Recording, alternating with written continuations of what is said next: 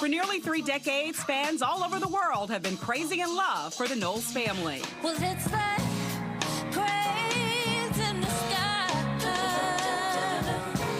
Sometimes I don't want to feel those metal eyes. Like cranes in the sky, they've looked up to superstar sisters Beyonce and Solange's solo work and, of course, Destiny's Child.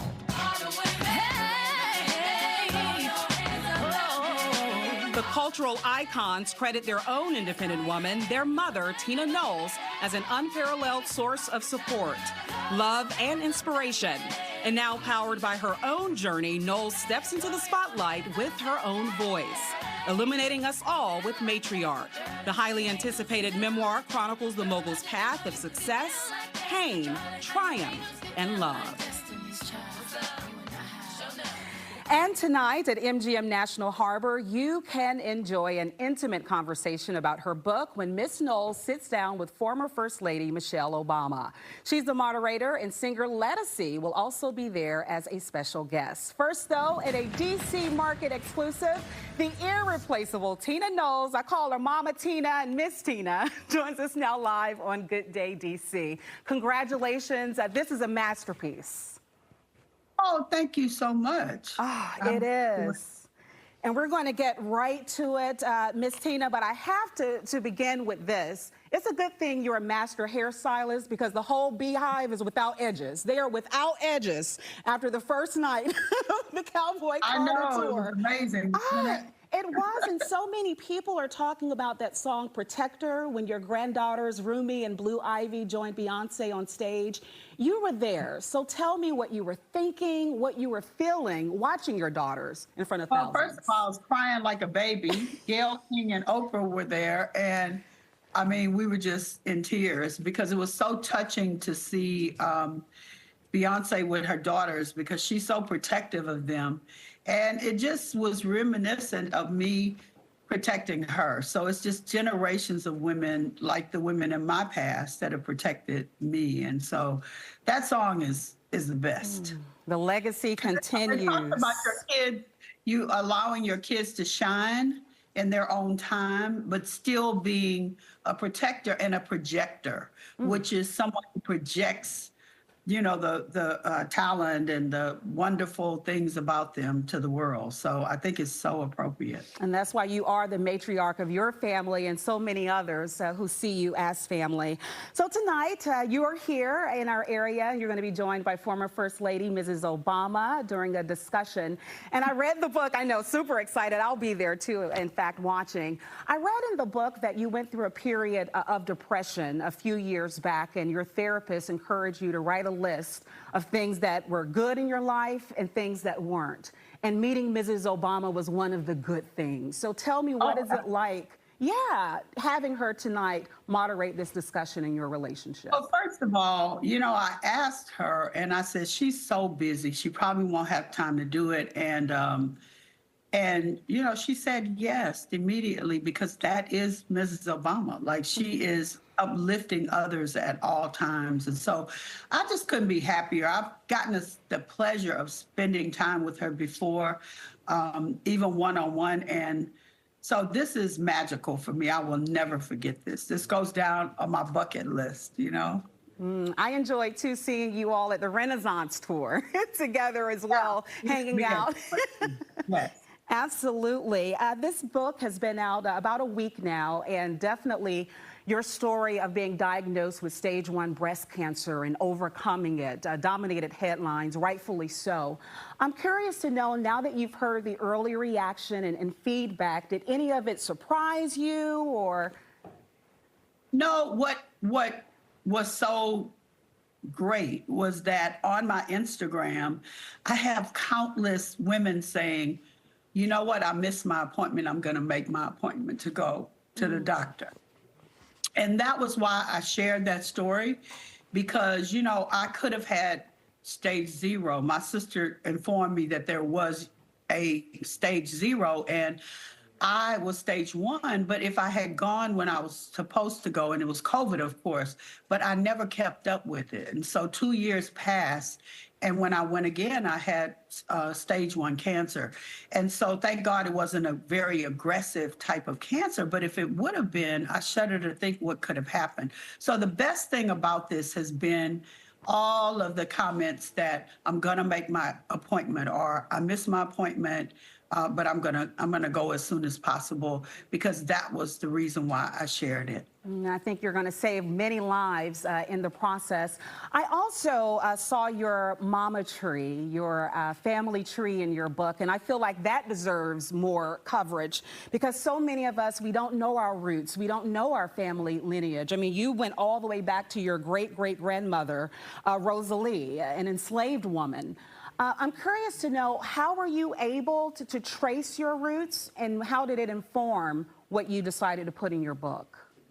Well, the interesting thing is I started a long time ago, maybe 10 or 11 years ago, with Ancestry, just looking at what I could find, but I wasn't very good at the computer. And then one day someone sent me this article called, I think it's Beyonce and Solange Are Breaking Boundaries, and a genealogist had already done the whole tree. And so I was so excited to get all of that information. My sister Flo and I talk all the time, and she has a better recollection of the names, but yeah, it's been a great journey, and that's my prayer for the book, is that people will go and find their roots and know where they came from. And it's like an eye-opening thing, because you understand why you do the things you do, or the strength that you have to keep your family together. It came from my great-grandmothers on both sides. They were both enslaved, and they both managed to keep their families together. And it brought tears to my eyes, too, that you included Kelly Rowland and Angie on your family tree, and it said, by love. You know, their lines were different, but they were still there, included in the tree. You overcame a lot in the segregated South, integrating your high school. Your brothers were attacked in a BB gun incident for being in a white portion of a beach, even down to your name, Beyonce, misspelled throughout the generations because, well, healthcare workers didn't care enough to get it right. I'm curious to know, with all that you went through as a Black woman, how have you used that to instill Black pride in your daughters, and how it shows up in their music, even? Well, I was taught to be very proud and honored to be Black. And so I passed that on to my children. And I've been very honest with them about, you know, growing up in Jim Crow South, and how important it is to express yourself, and how important it is for you to know that you belong anywhere where you choose to be. And so through their music and through their art, I think through the years, they've shown that over and over. And I couldn't be more proud of that. What I didn't know is that you were in a girl group, the Veil Tones, back in the day, too. And I know that it disbanded for various reasons. But you said, too, that you didn't pursue a solo career because, well, one reason, you didn't feel like you could without them.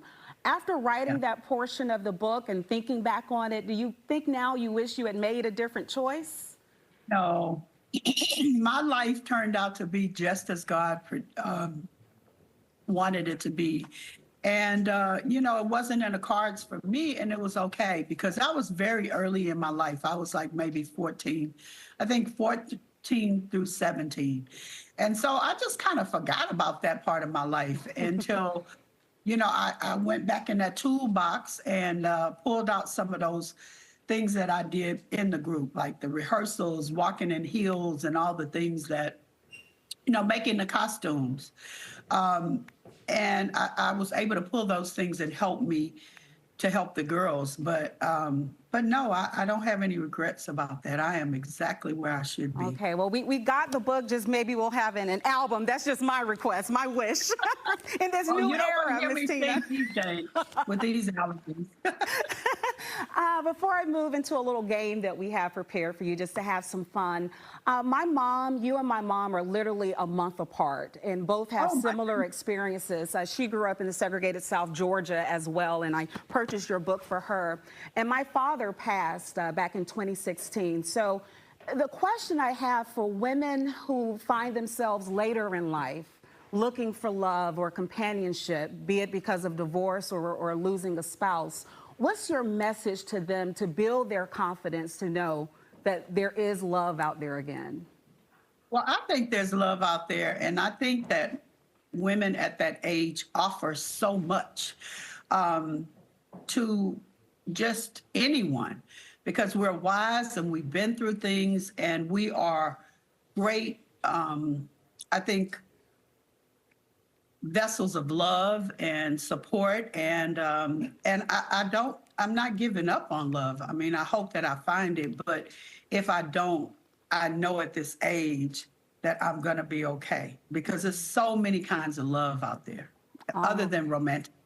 You got it. Okay, we're gonna have a little bit of fun. This game is called Mama Knows Best.